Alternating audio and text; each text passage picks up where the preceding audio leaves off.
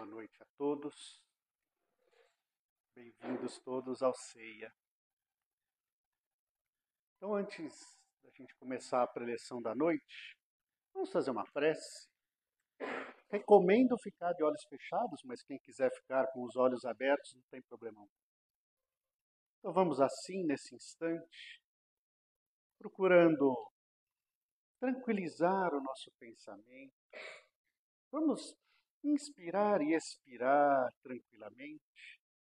Assim a gente vai colocando para dentro de nós toda essa energia positiva que os amigos espirituais aqui estão depositando, e a gente inala, coloca essa energia positiva dentro de nós e solta fora todas as preocupações, tudo aquilo que estava atrapalhando o nosso dia a dia. Mais uma vez. E assim, quando a gente termina de inalar e expirar essa última e terceira vez, a gente se sente tão leve, tão tranquilo, que vamos nos imaginando num jardim bonito, com árvores ao fundo, um sol gostoso e uma brisa suave que traz perfume de flores, as flores que a gente mais gosta. E assim, percebemos agora que nesse jardim existem vários amigos. Amigos que já tivemos, amigos que temos, e amigos até que um dia teremos. E vamos saudando, cumprimentando a cada um deles. Pode ser com um abraço, um aperto de mão, com um aceno, não importa. Mas ver amigos deixa o nosso coração quente. E assim a gente vai ficando cada vez mais alegre, mais feliz. E ao terminar de cumprimentar o último amigo, vemos que ali ao fundo está Maria de Nazaré. Aquela que, quando esteve aqui na terra, teve Jesus como seu filho. E vamos em direção a ela. E ao começarmos a caminhar, vamos ficando pequenos, pois espiritualmente falando, somos crianças perto de Maria. E ao chegar perto de Maria, então ela nos pega no colo, o mesmo colo que carregou nosso Mestre Jesus, agora nos carrega. E ela olha com aquele olhar doce no fundo de nossos olhos. E toda aquela preocupação e tristeza vai embora. Estamos crianças novamente. E como crianças pulamos no colo de Maria e corremos em direção a Jesus. Vemos Jesus sentado sobre uma pedra, rodeado de pequeninos. E nós somos um desses pequeninos que conseguimos sentir toda a energia de Jesus. Conseguimos sentir todo o seu amor. E conseguimos ouvir ele dizendo: Pai nosso que estás no céu, santificado seja o vosso nome. Venha a nós o vosso reino. Seja feita a vossa vontade, assim na terra como no céu. O pão nosso de cada dia nos dai hoje. Perdoa as nossas dívidas, assim como perdoamos nossos devedores. Não nos deixeis cairmos em tentação, mas livrai-nos de todo o mal. E assim seja. E assim podemos abrir os olhos, já preparados, depois dessa tranquila viagem. E a preleção de hoje é sobre a parábola do filho pródigo. Eu tomo a liberdade para ler a parábola, tá? Então, desculpa, eu vou ler, porque eu não decorei a parábola. Eu acho até difícil. Quem quiser ler depois, vai estar no Evangelho de Lucas, capítulo 15. E disse: um certo homem tinha 2 filhos, e o mais moço deles disse ao pai: Pai, dá-me a parte da fazenda que me pertence. E ele repartiu por eles a fazenda. E poucos dias depois, o filho mais novo, ajuntando tudo, partiu para uma terra longínqua e ali desperdiçou a sua fazenda, vivendo dissolutamente. E havendo ele gastado tudo, houve naquela terra uma grande fome e começou a padecer necessidades. E chegou-se a um dos cidadãos daquela terra, o qual o mandou para os seus campos a apacentar porcos. e desejava encher o seu estômago com as bolotas que os porcos comiam, e ninguém lhe dava nada. E caindo em si, quantos trabalhadores de meu pai têm abundância de pão, e eu aqui pereço fome. Levantar-me-ei e irei ter com meu pai, e dir-lhe-ei: Pai, pequei contra o céu e perante ti. Já não sou digno de ser chamado teu filho. Faze-me como dos teus trabalhadores. E levantando-se, foi para o seu pai. E quando ainda estava longe, viu seu pai, e se moveu de íntima compaixão, e correndo, lançou-lhe ao pescoço e o beijou. E o filho lhe disse: Pai, pequei contra o céu e perante ti, e já não sou digno de ser chamado teu filho. Mas o pai disse aos seus servos: Trazei depressa a melhor roupa e vesti-lo. Pão-lhe um anel na mão e sandálias nos pés. E trazei o bezerro cevado, e matai-o. E comamos, e alegramo-nos, porque este meu filho estava morto e reviveu. Tinha se perdido e foi achado. E começaram a alegrar-se. Calma que a parábola não acabou. E seu filho mais velho estava no campo, e quando veio e chegou perto de casa, ouviu a música e as danças. E chamando um dos servos, perguntou-lhe: que era aquilo? E ele lhe disse: Veio teu irmão, e teu pai matou o bezerro cevado, porque o recebeu são e salvo. Mas ele se indignou e não queria entrar. E saindo o pai, estava com ele. Mas respondendo ele, disse ao pai: Eis que te sirvo há tantos anos, sem nunca transgredir o teu mandamento, e nunca me deste um cabrito para alegrar-me com os meus amigos. Vindo, porém, este teu filho, que desperdiçou tua fazenda com as meretrizes, mataste-lhe o bezerro cevado? E ele lhe disse: Filho, tu sempre estás comigo, e todas as minhas coisas são tuas. Mas era justo alegrarmos-nos e regozijarmos-nos, porque este teu irmão estava morto e reviveu. Tinha se perdido e foi achado. Bom, essa parábola tem um monte de ensinamento ali no meio do caminho. Dá para a gente, nossa, ficar aqui a noite inteira, se quiser. Mas não vamos fazer a noite inteira, né? Acho que todo mundo tem compromisso. Então vamos pensar melhor. Tem três personagens principais: o pai, o filho mais novo, que é o pródigo, e o filho mais velho, aquele que ficou. O pai, a gente pode interpretar como sendo Deus, né? Deus e seus filhos, como nós, os filhos de Deus. E Deus, nessa parábola, ela é representada de que forma? Veja, um Deus extremamente amoroso. Um Deus que perdoa os nossos pecados o tempo todo. Né? O filho que foi, gastou tudo, voltou, ele ficou super feliz. E é a mesma coisa que Deus faz com a gente. Né? Quando a gente volta para o caminho, que felicidade que Deus nos fica. Esse Deus também, além de amoroso e além de, né, misericordioso, a gente percebe que ele não privilegia ninguém. Não é porque um estava mais perto, o outro mais longe. Não, os dois são filhos. E a mesma coisa que é Deus. Deus não vai privilegiar um em razão dos outros. A gente às vezes usa aquela expressão, né? Puxa, esse aí até Deus esqueceu. Não, essa é falsa. Deus não vai esquecer de nenhum de seus filhos. E essa parábola deixa bem claro. Não tem privilégios.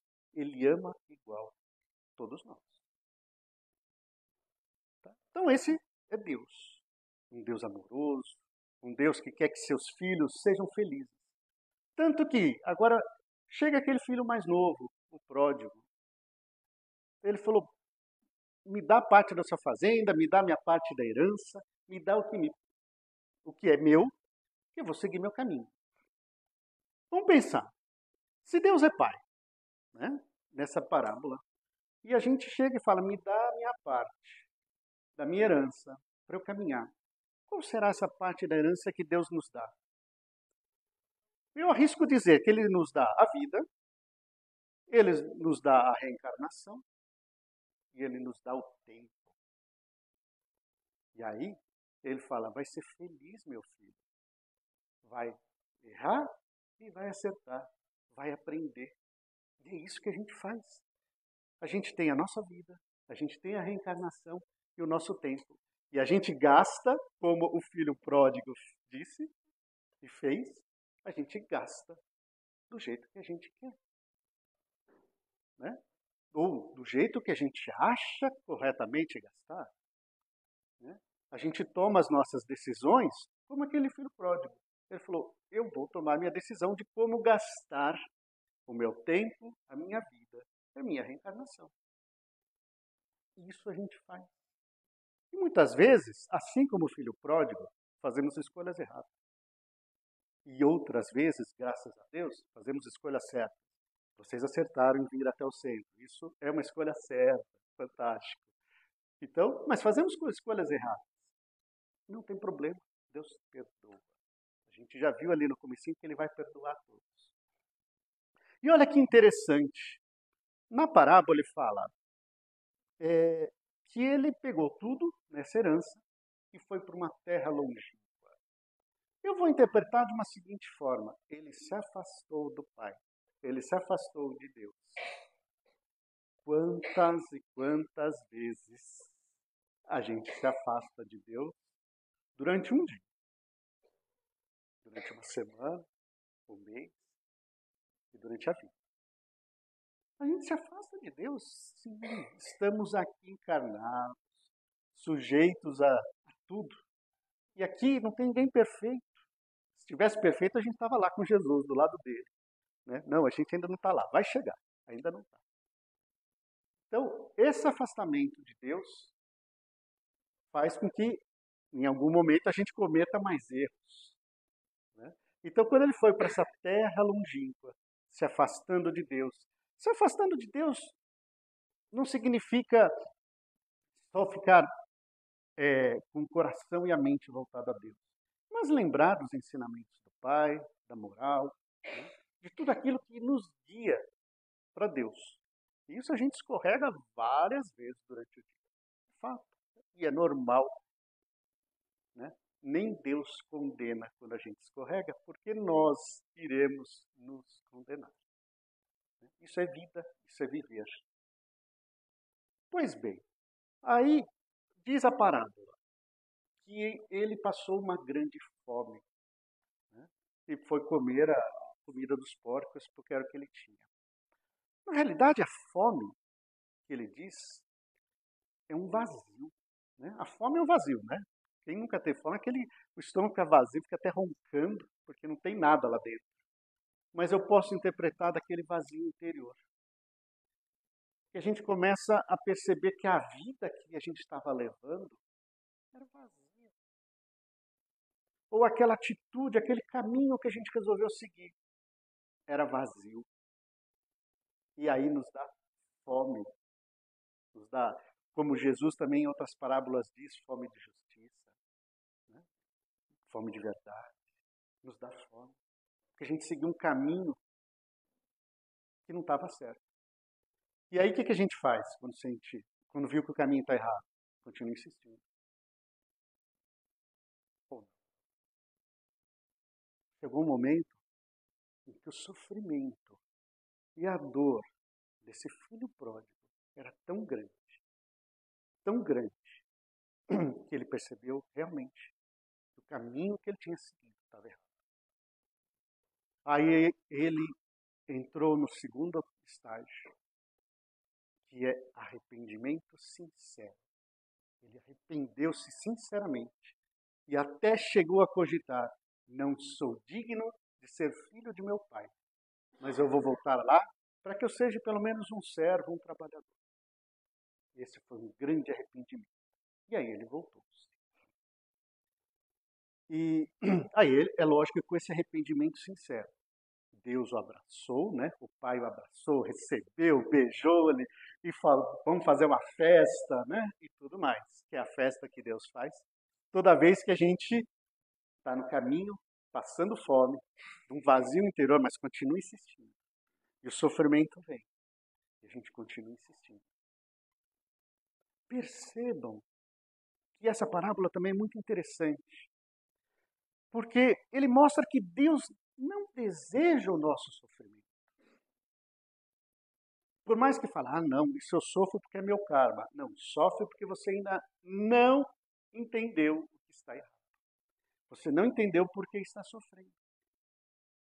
Ninguém vem aqui para sofrer. Não existe isso. Nós viemos aqui, reencarnamos para aprender, para sermos felizes. Né? A gente sabe que a felicidade não é deste mundo, mas um lapso de felicidade a gente sempre tem, né? Alguns momentos felizes a gente sempre tem. Mas é esse o objetivo. Então, desculpa, ninguém vem aqui para sofrer.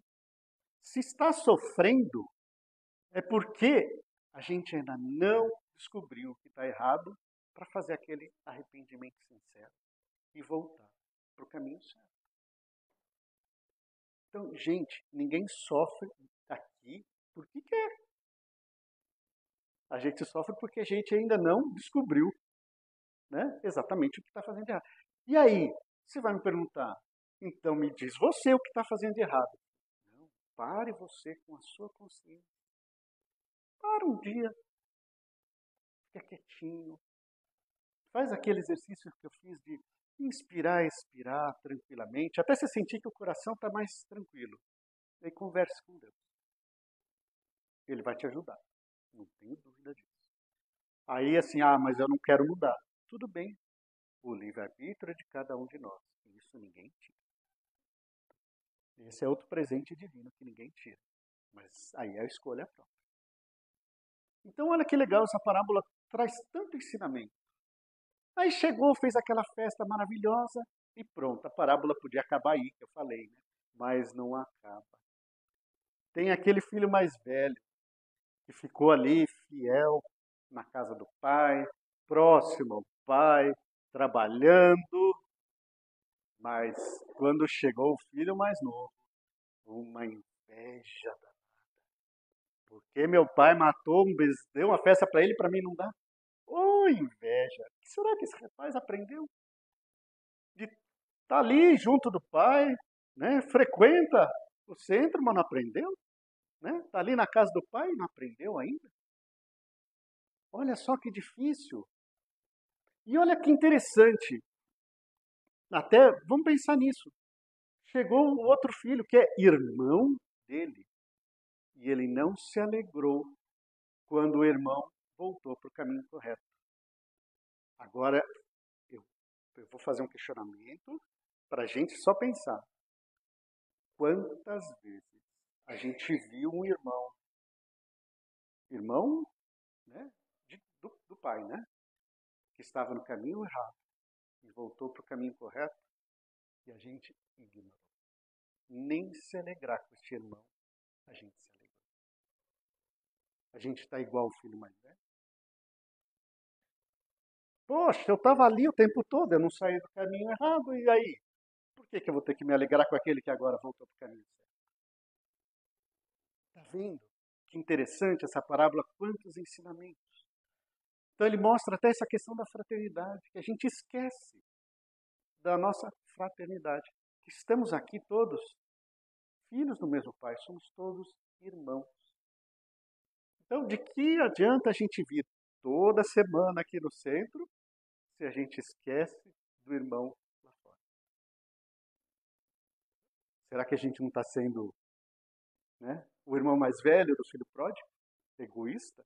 Não. E assim, né? Ou às vezes domingo de manhã que vem o pessoal do Testemunho de Jeová bater na porta, você já fala, não, não quero. Imagina, eles são tão irmãos contra a gente.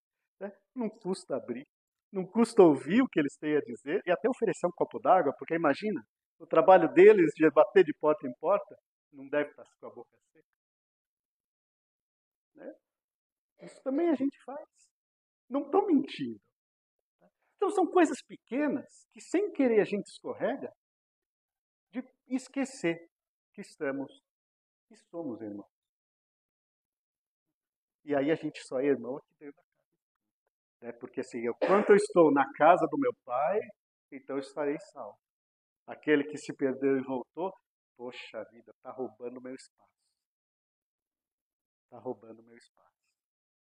Não é? Tudo bem, não estou aqui para questionar e discutir com ninguém, não. Não é para baixar a bola. Agora eu vou inverter. Eu acho que essa parábola fala muito sobre vida. Primeiro que o pródigo, ele foi viver a vida, como a gente, né, usa aquela expressão, ele foi viver a vida e tudo mais. É lógico que ele viveu de uma forma, de um caminho desviado. O outro filho resolveu viver a vida ali junto ao pai. Ótimo. Mas o importante dessa parábola toda é que os dois resolveram viver, tomaram suas decisões e viver. O mais importante é a gente não ser passivo da nossa vida, mas a gente ser ativo, viver a nossa vida. E não, como diz a música, deixa a vida me levar. Não, de jeito nenhum. Eu levo a minha vida. E essa parábola mostra bem isso. Não importa os dois caminhos que a gente faz. É lógico, com arrependimento sincero, Deus vai continuar amando todos nós. Sabe que tem um autor espírita que chama Dr. Inácio Ferreira? Dr. Inácio Ferreira foi um médico aqui na Terra, no hospital ali em Minas, e depois desencarnado ele continua trabalhando nesse mesmo hospital. E ele tem uma frase que eu adoro, que ele diz o seguinte: o espírita não sabe morrer. Não sabe morrer porque não sabe viver. E aí ele explica. O espírita fica tão preocupado com o plano espiritual que esquece que ele está encarnado e precisa viver o plano material. Então, gente, eu acho que a grande mensagem de hoje é: vivam. Vivam com alegria, vivam com amor, vivam com otimismo. Se errar, está tudo bem. Vamos corrigir. Faz parte da gente, faz parte da vida, faz parte do nosso processo. E Deus perdoa. Se Deus perdoa, por que eu vou me condenar? Não, sem culpa. Vamos viver com alegria, com otimismo, buscando nossa felicidade. Junto a Deus, né? Não vamos para a terra longínqua, não. Vamos próximo de Deus, tá bom? Gente, a preleção da noite era essa. E agora eu vou convidar vocês a fazer uma nova prece. E neste momento, eu gostaria de convidar para a gente fazer as vibrações. Vibração nada mais é do que o nosso sentimento direcionado pelo nosso pensamento. Então convido quem quiser fechar os olhos também ficar à vontade, quem quiser ficar com eles abertos também sem problema. Então neste momento, gostaria de vibrar pelo bem universal, pelo nosso querido planeta Terra, vibrando pelas regiões em conflitos, vibrando pelos refugiados do mundo. Vamos vibrando por aqueles que não têm o que comer, onde morar. Vibrando por aqueles que sofrem num leito de dor. Por aqueles que fazem uso de drogas. Pela infância e velhice desamparados. Vibremos por aqueles que se encontram em penitenciárias, em cadeias. Vibremos pelos desencarnados que não encontraram o caminho da luz e pelos que já encontraram. Vamos aproveitando e vibrando amorosamente por esta casa que nos recebe e nos ajuda tanto. E vibremos agora pela nossa casa, pelo nosso lar. Vamos assim imaginando que Jesus entra pela porta da frente e ilumina toda a casa, deixando toda a sua luz lá brilhando por esta semana inteira. Vibremos pelos nossos familiares queridos e vibremos por todos aqueles irmãos que a gente ainda não se alegra com o seu retorno ao bem, mas que a gente ainda vai um dia conseguir se alegrar. Que assim seja. E muito obrigado.